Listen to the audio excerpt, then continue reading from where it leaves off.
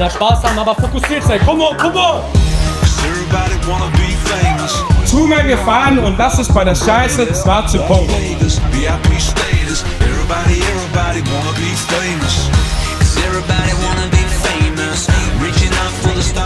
Was? Tipp, gut.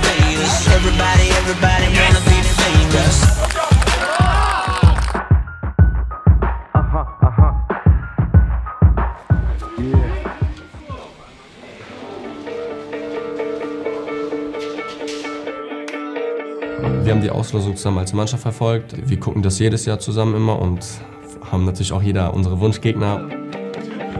Ich kannte das Team ja nicht, also das war auch das erste Mal, als ich dann mit der neuen U19 zusammensitze und ja generell wie gelost wurde, war ja ganz anders mit dem Button und so, war schon ein bisschen komisch.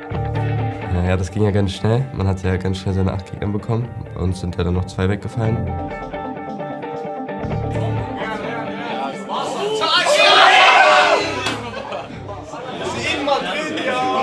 Als man so die Gegner gesehen hat, so vor allem Real, Barcelona, auch Club Brügge, man hat sich einfach gefreut, dass man so geile Tests haben kann. Ich habe mir gedacht, nach Madrid freue ich mich sehr. Also auch natürlich gegen die Mannschaft zu spielen, aber auch natürlich ins Stadion, ins Bernabeu. Ja, zu Hause gegen Barca, Celtic, das sind halt schon große Spiele, große Vereine, ja, also das ist schon cool. Für euch ist es so, dass nach dem Probetraining kriege ich endgültig die letzten Infos bezüglich unserer Selektion-Kader. Ich gehe davon aus, dann jetzt, dass Kerl und Cole bei uns spielt und Almo nicht spielt. Filippo ist ja verletzt. Also Youth League spielen wir auch erst, weil die Profis es für die Champions League qualifiziert hat. Und da geht es jetzt auch nicht darum, dass die irgendwie Rücksicht drauf nehmen müssen, wen können wir in Youth League aufstellen, sondern die Profis sagen uns Bescheid, mit wem können wir fahren, und dann sind wir froh und wir sind auch froh, wenn die erst am Spieltag kommen. Hauptsache, die stehen da, und wenn keiner kommt, freuen wir uns auch, weil dann heißt es am Endeffekt, dass die oben auf die Bank sitzen und im Zweifel eingesetzt werden oder spielen. Ja, Brügge war dann, ich glaube, ich war einen Tag vorher noch hier bei den Profis im Training, und dann war aber auch klar, dass mir dann irgendwann noch gesagt wird, okay, du gehst jetzt in die Youth League runter, und das mache ich auch gerne. Das sind sehr, sehr, sehr, sehr coole Spiele. Das ist einfach schön, das ist wie so ein bisschen nach Hause kommen, weil es ist jetzt, das Neue ist so ein bisschen ungewohnt, und das ist jetzt so wieder die Leute, die man kennt. Das ist wieder ganz normal alles, sag ich mal. Was geht? Wenn ich euch sehe, ist doch immer alles Taco, ne? Die beiden besten Pferde.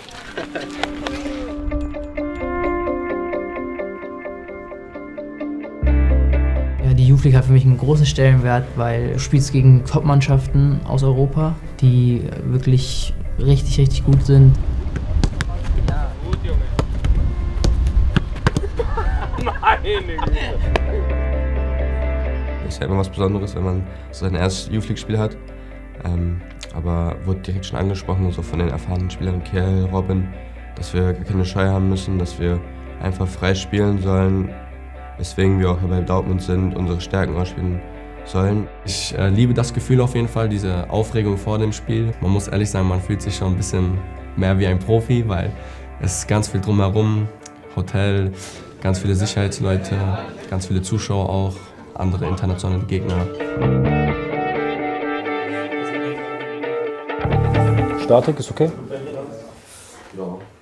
Patella? Ich bin eigentlich sehr froh, dass du wirklich auch dass du Zeit gefunden hast.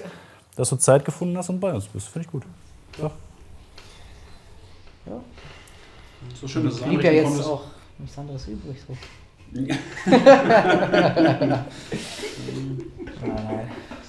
Nee, bringt uns schon was. Auf jeden Fall. Gerade auch in Youth League, erstes Spiel, das Druck wird größer und größer. Die lernen langsam, okay, was ist überhaupt mal Druck? Also die Außendarstellung, Medien müssen Interviews abgegeben werden und so, und das kennen die alle so nicht in der Form. Und wir als Menschen, ich mache es auch selbst, haben ja grundsätzlich eine Tendenz, dass auf jeden Fall viele von uns erstmal uns auf das Negative drauf zu fokussieren. Jonas, was siehst du? Schwarzes Buch. Okay. Musa, was siehst du? Diego? Ich bin genauso wie ihr. Ich gucke auf das. Das ist der negative schwarze Punkt, was wir alle haben. Ich spiele jetzt mir selbst da drin. Bei mir ist der schwarze Punkt momentan, dass wir in DFB-Pokal raus sind. Aber ich kann für mich entscheiden, auf das Positive zu fokussieren. Hier, Hobby zum Beruf. Jeden Tag ist das meine Hobby, was ich ausübe. Das ist mein Beruf, ich kriege sogar Geld dafür. Hier auch. Hier, ich darf in 60 Jahren für Borussia Dortmund arbeiten. Das nehme ich keinen einzigen Tag selbstverständlich, keine. Und wenn wir heute das Spiel einmal spiegeln, das runterbrecht auf 90 Minuten, dann wird es so sein, dass der eine oder andere von euch einen Fehler macht. Dann tu mir einen Gefallen und lass es bei der Scheiße schwarze Punkt. Weil hier ist das, was ihr alles gut macht. Deswegen habt ihr mit Fußball angefangen. Ihr wollt genauso Spiele machen. Und das ist das höchste im Jugendbereich, bevor ihr in den Herrenbereich reingeht. Deswegen genießt das, freut euch wie kleine Kinder und habt Spaß dabei.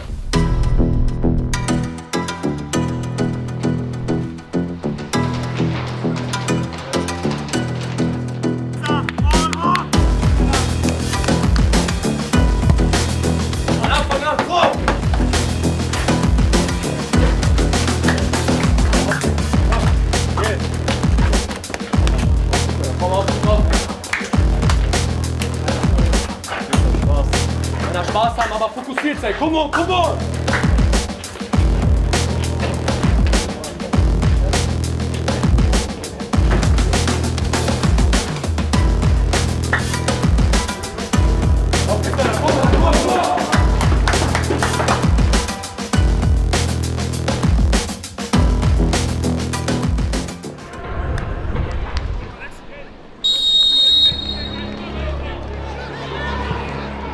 Wir hatten halt in der ersten Halbzeit sehr wenig mit dem Ball zu tun, was halt unsere Stärke eigentlich ist.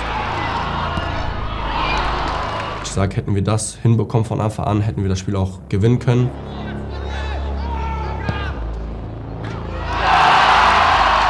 Ich habe so erlebt, dass viel Nervosität noch drin war, gerade bei den jungen Spielern, die noch gar kein Youth League-Spiel gemacht hatten, noch nie im Kader waren und dann von Anfang an spielen. Und das ist was anderes. Ich weiß auch noch, wie aufgeregt ich war vor meinem ersten Spiel.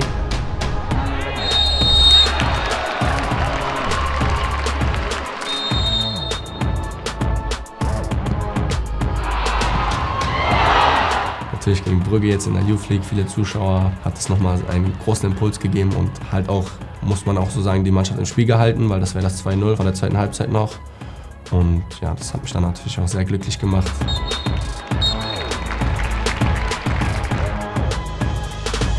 In der ersten Halbzeit fand ich, hat es nicht so gut geklappt. Ich selbst auch ein bisschen nervös gewesen. Hat der Coach auch in der Halbzeit angesprochen, dass wir uns mehr zutrauen müssen. Wir hatten zurücklegen müssen und auch mit mehr als 1-1-Tor, das ist auch klar. Und dann haben wir auch den Jungs in der Halbzeit gesagt, dass das Spiel ist noch nicht vorbei. Haben wir eigentlich Brügge zu verdanken, weil die haben das nicht ausgenutzt. Und jetzt sind wir dran.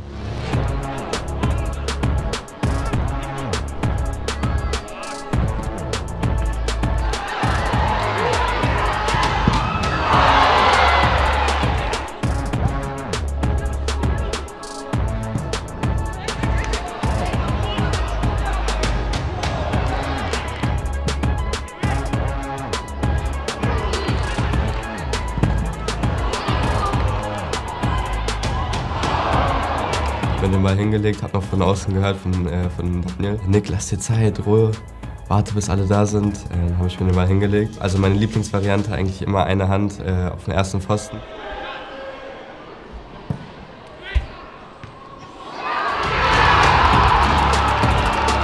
Eigentlich, wenn ich das jetzt sage, ist natürlich Daniel vielleicht ein bisschen sauer, weil er trägt uns immer ein und eigentlich war ich als Blocker vorgesehen für die großen Jungs, aber ja, so ein bisschen scheißegal Einstellung gewesen, ne? Dann so in der letzten Minute noch irgendwas probiert und da kam der Ball halt einfach perfekt. Ich gedacht, ja, komm, wenn nicht jetzt, und dann so ein bisschen und dann halt reingelegt.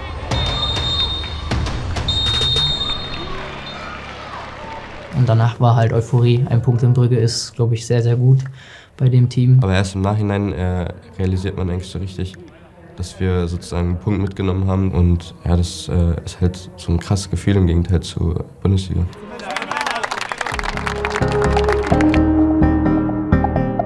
Ich bin im Sommer vor einem Jahr gekommen. Ich wohne im Jugendhaus mit den anderen Spielern. Ich finde vor allem so die Wege, die man hier hat, also das Trainingsgelände ist ja direkt vor der Tür sozusagen. Hier ist meine Wohnung, wo ich mit Jonas aus der 19 zusammen. Hier ist mein Zimmer. Ich wohne hier in diesem Zimmer seit Sommer, also ich bin umgezogen, habe vorher mit Julian gewohnt im anderen Zimmer. Ja, habe hier noch nicht so viel Zeug, sieht ein bisschen leerer aus. Und da drüben ist noch Jonas. Jonas? Ja, hier ist das Zimmer von Jonas. Hallo. Ja. Bei ihm sieht es auf jeden Fall ein bisschen schöner aus als bei mir. Muss noch ein bisschen zulegen. Wir haben super Essen. Ich muss mich nicht um mich selber kümmern, muss mir kein eigenes Essen machen. Wir haben kurze Wege, wir haben Betreuer, die sich um uns kümmern. Das ist eigentlich ein Leben, was man sich nicht besser vorstellen kann als Jugendlicher. Ich stehe meist so gegen 8:30 Uhr auf, ich bin Frühaufsteher, meist auch ohne Wecker. Heute hatte ich Bildungsprogramm. Das muss ich für mein Fachabitur ein Jahr lang machen. Da sprechen wir über gesellschaftliche Themen. Heute haben wir zum Beispiel auch über Social Media gesprochen. Und dann gucken wir halt einfach, wie man mit Social Media heutzutage umgeht, weil ich glaube, ihr habt es vielleicht alle schon mal beim einen oder anderen Fußballprofi gelesen, das kann ganz schnell entgleisen. Das Internet vergisst nicht. Da muss man immer gucken, für wen spiele ich gerade, und das ist Borussia Dortmund, und für was steht der Verein und für was will ich als Person stehen. Jeder kann seine politische Einstellung haben und denken, was er möchte, aber man muss halt vorher sich im Klaren sein, was passiert, wenn ich das jetzt so veröffentliche. Dankeschön.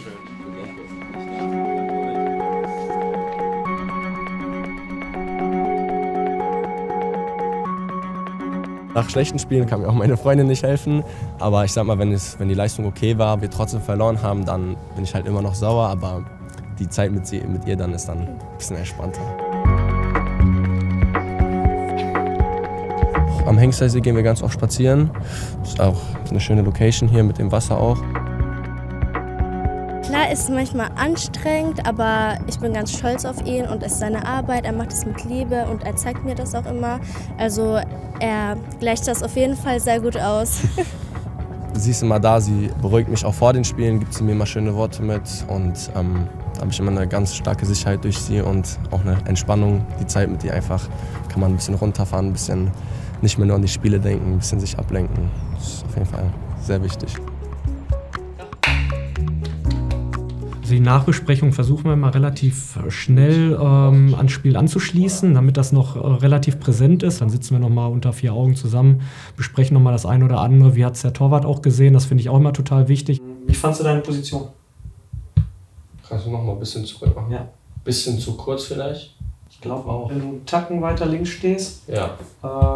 Mit deiner Reichweite, also du hast so Bälle schon gehalten, da bin ich mir ganz sicher. Ich glaube, dass sich im Endeffekt der letzte Schritt killt. Klar, jetzt immer nur sagen, hast du toll gemacht, das geht nicht. Das ist auch meistens nicht so. Also dafür bin ich ja da, um die Torhüter dann auch noch mal besser zu machen. Und da geht es halt ganz viel um Detailarbeit. Nick? Ich habe mich so auch, er ist einfach gegangen. Und das ist so witzig. Wir machen immer mit Tobi vorher die Elfmeterschützen und ich hatte den Schützen von Brügge nicht mehr ganz im Kopf und dann habe ich Nick gesagt, er soll Tobi fragen, in welche Ecke der schießt. Dann ist er da spazieren gegangen und der hat den Elfmeter schon fast ausgeführt. Da hat Tyler ihn nochmal angeschrien, dass er ein bisschen schneller machen soll und da hat Tyler mir versucht, heimlich nochmal die Ecke zu zeigen. Oh, genau, ich sah ich schon. Ich habe gesagt, er wollte dich rufen, er steht schon bereit zu schießen. Ich war so sauer. Und jetzt achte mal auf Tyler.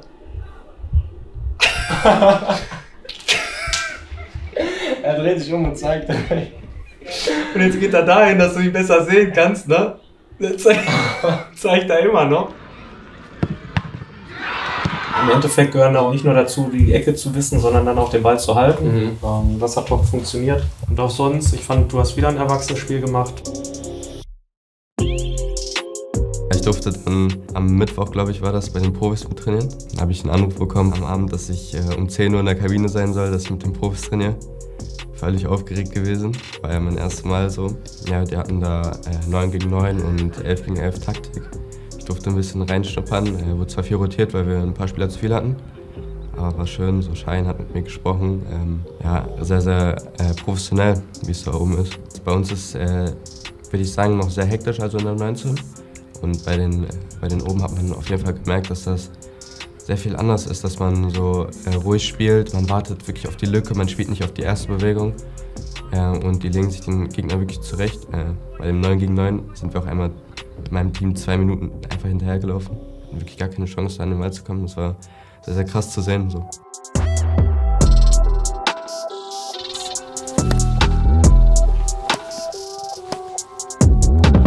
Robin, steh wieder hoch, komm!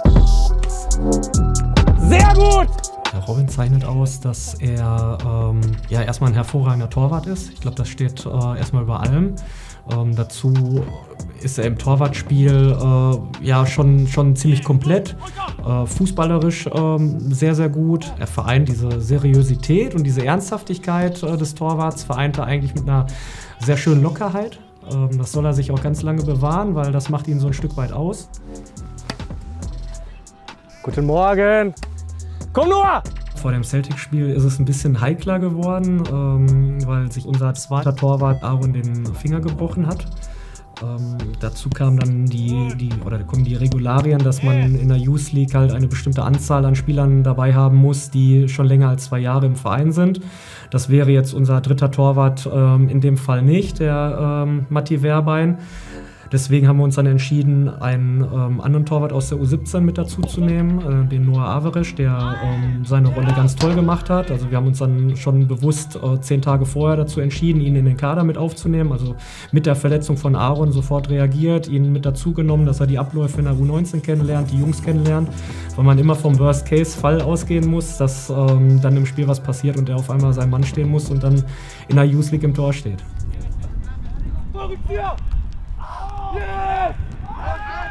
Stark, Noah!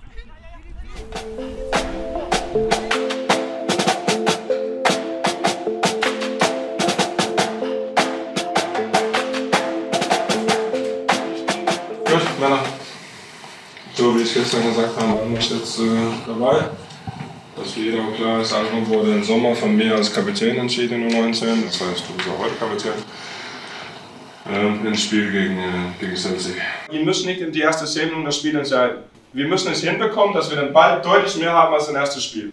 Deswegen, wir jagen die hinterher auf den ganzen Platz, gucken schon, dass wir den Ball bekommen und dann zeigen wir, dass wir selber uns wohlfühlen mit dem Ball. Dass wir uns zutrauen zu spielen, dass wir nicht den Ball nach vorne jagen, in jeder 50-50-Situation, sondern dass wir mit dem Ball gut umgehen können. Einverstanden? Ja. Gut. Okay. Wir haben jetzt 4 Uhr Nacht, das heißt, ihr geht jetzt in die Aktivierung, dann habt ihr genügend Zeit danach auch ein bisschen euch hinzulegen, ein bisschen zu schlafen und dann treffen wir uns beim Mittagessen und dann sind wir fast unterwegs nach Prag. Gut, das war's. Come on, diese time in 5 minutes.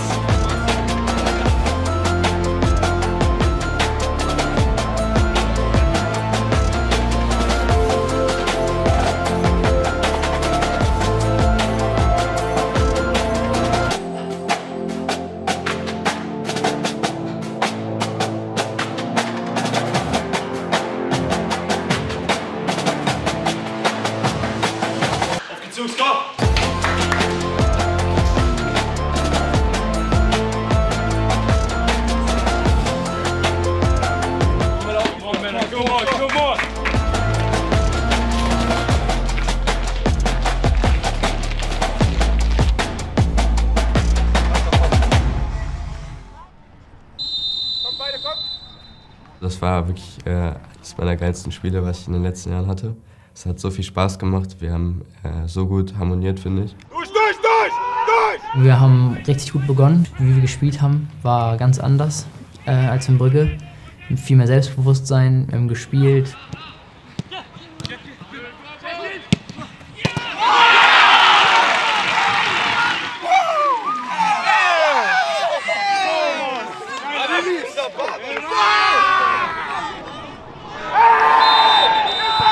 Wir haben uns gute Chancen erspielt. Gut, die machen wir dann nicht. Ein Elfmeter von Cole, der muss herein. Ich habe eine Riesenchance, die ich dann aus einem halben Meter verballer.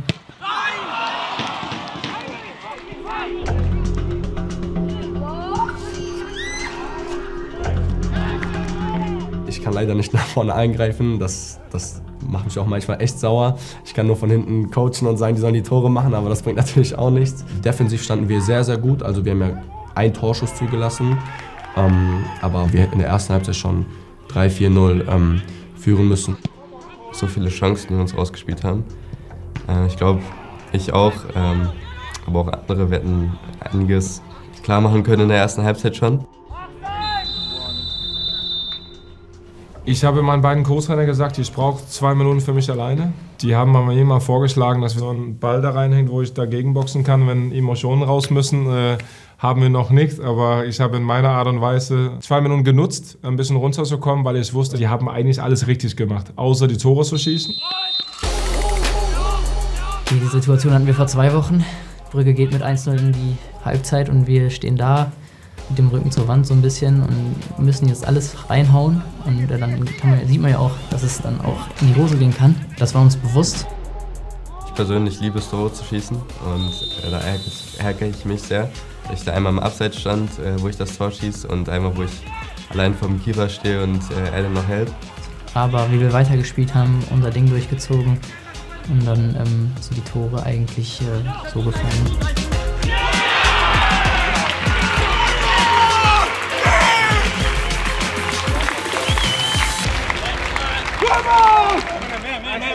Mehr Tore. Wir sind geil drin. Wenn wir jetzt nichts zulassen, nur mehr machen.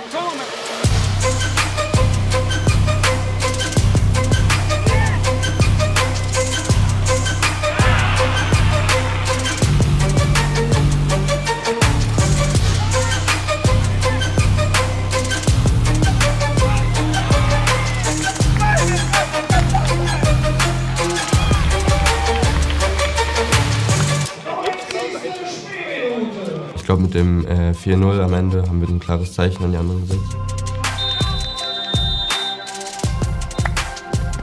Yes!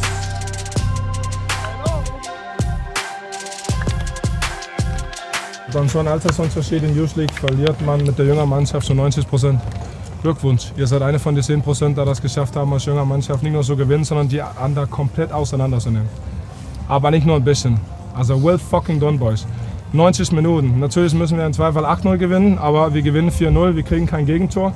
Und wir haben die ganze Zeit auf dieses scheiß weiße Stück Papier gedacht. Weil wir können auch nach der ersten Halbzeit sagen, wir denken nur auf das, was wir nicht geschafft haben, nämlich Tore zu schießen. Wir haben aber zweite Halbzeit genauso angefangen wie in der ersten. Unterschied ist nur, wir haben die Dinger weggemacht. Ein Riesenlob an allen Jungs. Das ist der jüngste Youth League Mannschaft, was wir haben, seit aller Seiten. Und nach 2 Spieltagen haben wir 4 Punkte und ich spiele gegen eine U20-Mannschaft. Muster, du stehst mit 15 im Mittelfeld und spielst gegen einer, der 20 ist. Da könnte dein Papa sein. Ja, aber es ist so. Das muss man erstmal schaffen. Ich bin total stolz. Ich kann euch jetzt nicht 5 Tage freigeben. Wir trainieren morgen, spielt das Ersatztraining. Donnerstag kriegt ihr frei, dann trainieren wir Freitag noch, dann habt ihr wieder Samstag und Sonntag frei. Okay, Glückwunsch. Well fucking done. Good job!